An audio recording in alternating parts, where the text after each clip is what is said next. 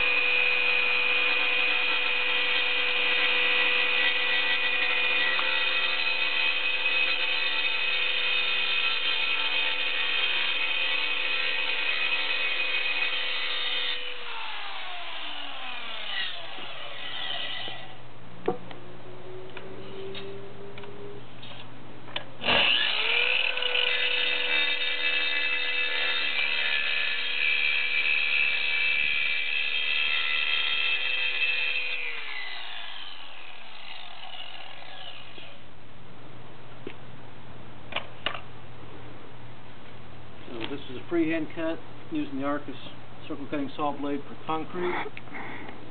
Gives you a nice clean cut. It's easy to use. Put it in your regular circular saw.